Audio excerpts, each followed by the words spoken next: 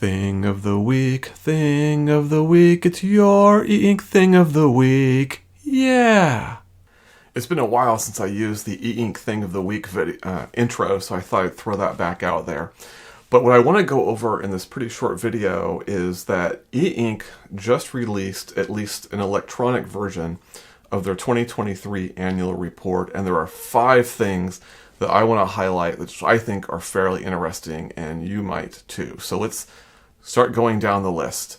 Number 1, and this is kind of a geeky business thing, but their operating margin in this last fiscal year was 26.9%, which they indicate is kind of their second best in history. And I'm not sure if that's referring to the operating margin or the revenues, but the point being, regardless of how what that refers to, is that the company is doing very well, and maybe sales have kind of flattened out a little bit versus the previous year, but the company is in a really good position, and that bodes well for the future of the industry as a whole. All right, that's number 1. Number 2, as you read their annual report, there is a major emphasis on sustainability. And there's a lot of pages that are dedicated to that. The company really has integrated that into their core mission. And you can see that as it relates to the number of awards or industry kind of certifications that they talk about as it relates to sustainability. And one example of that is that they have the goal of all of their plants using renewable energy. And so they talk about where they are on that journey. And a number of those plants are actually at 100% at this time. So an interesting point of emphasis, very much integrated into their corporate culture. Number 3, now getting on to a little bit more of the things that we might like as consumers. There was an interesting phrase in the document. They talk about more products being on the way, which isn't shocking, but then they use the word wave, which I thought was kind of an interesting term to use. So apparently there's a lot of stuff that's coming down the pike.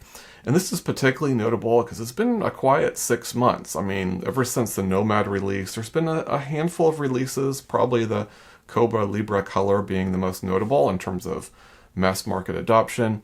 But it certainly seems that the second half of the year, we're going to see a lot of activity based on this report.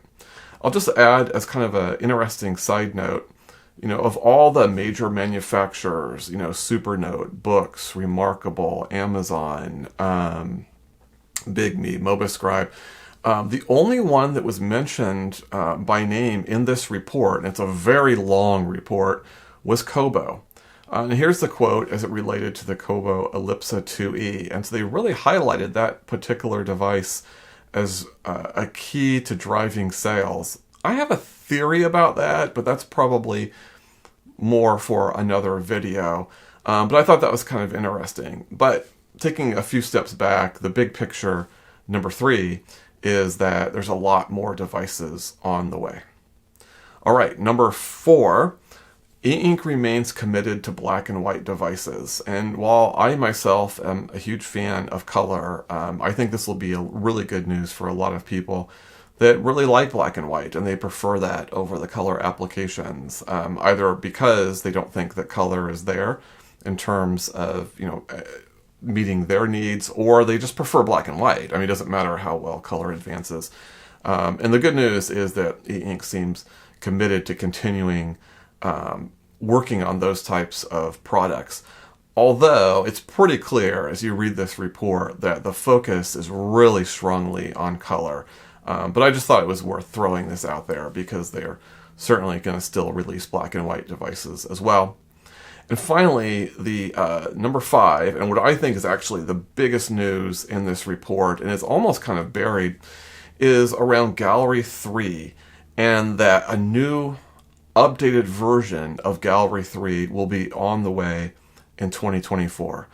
No details about what the manufacturer is. They do talk about it being an 8-inch device, as was the original Big Me Galley. That was an 8-inch Gallery 3 device that's recently been discontinued. But it looks like E-Ink's taking another shot at the Gallery 3 technology, and have they resolve the issues around the sluggishness and the performance of the original release of Gallery 3. Who's to say, but for sure they're taking another shot at it. So I thought that was pretty exciting. And those are my top 5 takeaways from the 2023 E-Ink Annual Report. Any questions or comments, put those into the comments. And also take a look at the report yourself, actually. You can just go to the E-Ink site, go for E-Ink Annual Report.